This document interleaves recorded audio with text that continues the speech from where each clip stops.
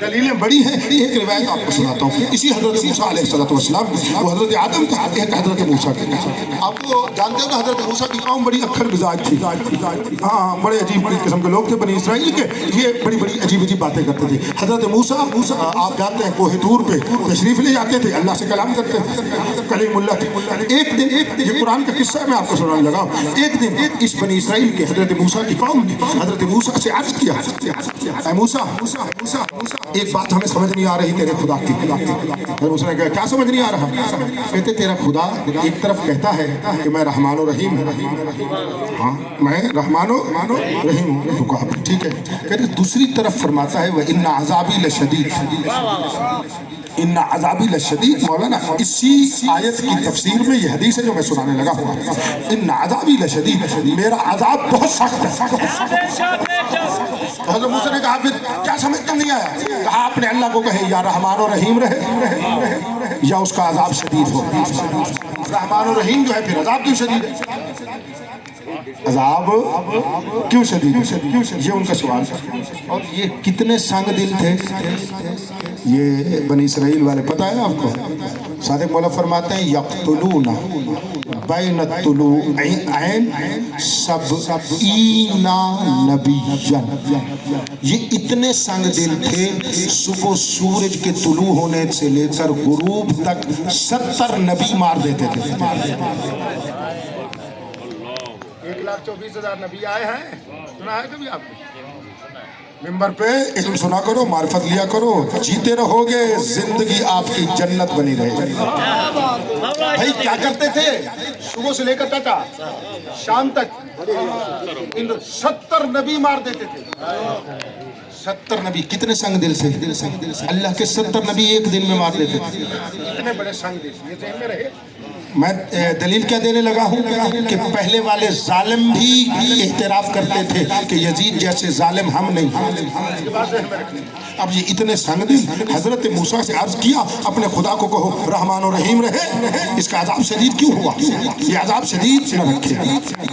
حضرت موسیٰ نے کہا کیا کہوں؟ یہ جو کہتے ہیں گئے کوہ طور پر عرض کیا پروردگارہ یہ تیرے بندے ہیں, میرا کلمہ پڑھتے ہیں, سوال ان نے یہ کر دیا ہے, مجھے تو شرم آ رہی, میں تیری بارگاہ میں کیسے کہوں؟ وہ کہہ رہے ہیں کہ بس تو رحمان و رحیم رہ جا, تیرا عذاب شدید نہیں ہونا چاہیے. اللہ نے فرمایا جا اپنے ہاتھ ان کی آنکھوں کے سامنے یوں کر, ان کو ان کے سوال کا جواب مل جائے گا. میں آج کی مجلس آپ کے دل اور خلوص کی وجہ سے اتنا پڑھ رہا ہوں, جتنا آپ چاہیں گے آپ کے دل میں معرفت کے شجر کاشت ہوتے چلے جائیں گے. فرمایا ہاتھ ان کے سامنے کرو, یہ دیکھیں گے ان کو جواب مل جائے گا. بابا جی بات سمجھ میں آ رہی ہے نا آپ کو؟ ان کے سوال کا جواب مل جائے گا. حضرت موسیٰ کوہ طور سے واپس آئے, انہوں نے عرض کیا نبی اللہ جناب موسیٰ فرمائیے. کہا اللہ نے فرمایا ہے تم اپنے سوال کا جواب سنو نہیں دیکھو. غور انہیں فرمایا سننا نہیں دیکھنا. کہا کیا دیکھنا؟ حضرت نے نبوت والا ہاتھ ایسے کیا, وہ دیکھنے لگے. اب وہ دیکھ رہے ہیں, نبی ان سے پوچھ رہے ہیں کیا دیکھا؟ کہا ایک میدان دیکھا. معرفت کے ساتھ سننا, کیا دیکھا؟ کہا ایک میدان دیکھا. اچھا اور کیا دیکھا؟ بس ایک دفعہ دیکھا ایک طرف بہت زیادہ فوج ہے جن کی تعداد گنی نہیں جا سکتی. دوسری طرف دیکھا, کہا تھوڑے سے خیمے ہیں. میری گفتگو قلت اور کثرت والی ذہن میں رکھنا. ایک طرف دوسری طرف کیا ہے؟ تھوڑے سے خیمے ہیں.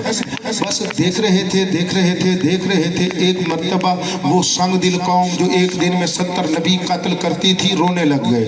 رو کر کہتے ہیں موسیٰ اپنے خدا کو کہے اس کا عذاب شدید ہو جائے, اس کا عذاب شدید ہونا چاہیے, اس کا عذاب زیادہ ہونا چاہیے. حضرت موسیٰ نے فرمایا کیا دیکھا ہے تم نے؟ کہا ایک طرف لشکر تھا, بہت لوگ تھے, بہت فوجی تھے, دوسری طرف تھوڑے سے خیمے تھے. تو پھر ہوا کیا ہے؟ کہا تھوڑے سے خیموں سے ایک معظم ذات برآمد ہوئی ہے. تو پھر ہوا کیا ہے؟ اس نے ہاتھ پر تورات کی طرح ایک بچہ اٹھایا ہوا تھا. وہ ان اشقیاء کے سامنے, ان لاکھوں کے سامنے آیا اور اس نے آ کر اتنا کہا یہ پیاسا ہے, اسے پانی پلاؤ. تو پھر ہوا کیا ہے؟ کہا انہی میں سے ایک نکلا ہے جس نے 3 شعبہ تیر مار دیا ہے. اس نے مانگا پانی تھا, انہوں نے تیر مارا ہے. موسیٰ یہ بڑے ظالم ہے, اپنے خدا کو کہو اس کا عذاب شدید ہونا چاہیے. اب تو مان جاؤ سنگ دل قوم تھی, دن میں 70 نبی اصغر کی شہادت کو وہ بھی برداشت نہیں کر سکا۔ کیا بات ہے تمہاری؟ اسی معرفت کے ساتھ سنو، اسی مسائل بھی ہے، معرفت بھی ہے۔ میں آپ کو کچھ ہدیہ کرنا چاہتا ہوں۔ ہم نے کہا نہیں، ہم جتنے بھی ظالم ہوں ان جیسے نہیں۔ یعنی یزید ایسا بڑا ظالم ہے، نہ اولین ظالم ان جیسے ہے، نہ آخرین ظالم ان جیسے، نہ آخرین ظالم ان جیسے۔ وہ ظلم ہوا اور ہمیں حکم ہوا ہے۔ میں نزدیک ہو گیا، بڑا نزدیک ہو گیا اپنے موضوع کے، آپ کو میں نے ہدیہ کر دی ہے، اور ہمیں حکم ہے زیارت عاشور پڑھتے ہو ضرور پڑھو، زیارت عاشور ضرور پڑھو۔ ناچیز پڑھ کے آیا ہوں، آپ کو ہدیہ کرنا، کوشش کرتا ہوں ہر قضا نہ ہو، ہر روز پڑھتا ہوں، آپ بھی ہر روز پڑھا کرتے ہیں۔ بڑے اس کے آخرت کے بھی فائدے ہیں، دنیا کے بھی فائدے ہیں، ضرور پڑھا کرو۔ اس میں زیارت عاشور پڑھو گے نا تو یہ جملہ ہمیں یہ سکھایا گیا ہے، اللہم لعن اول ظالم ظلم حق محمد و آل محمد وآخر تابع لہو۔ بس یہی بات آپ تک پہنچانی ہے۔ اسی کے اوپر میری مجلس ختم ہے، چاہو گے تو آگے پڑھوں گا، ورنہ اسی کے اوپر ختم کر دوں گا۔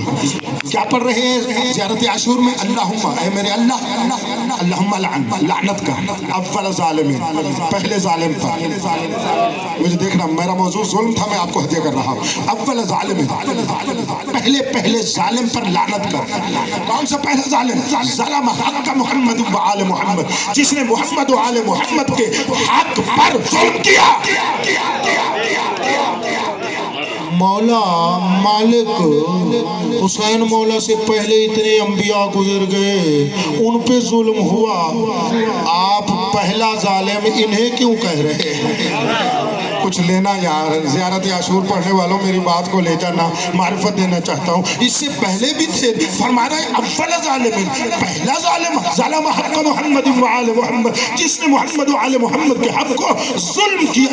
تو یہ پہلا ظالم کیوں ہے؟ تو بتائے گا یہاں اول سے مراد زمانے اور وقت والا پہلا نہیں ہے، تاریخ والا پہلا نہیں ہے، مکان اور زمان والا پہلا نہیں ہے۔ تو مالک کون ہے؟ فرمایا وجود میں جو پہلا ظالم ہے کہ ایسا ظالم قابیل بھی نہیں ہے، ایسا ظالم نوح کو مارنے والے بھی نہیں ہے، ایسا ظالم حضرت ابراہیم کو آتش میں ڈالنے والے بھی نہیں ہے۔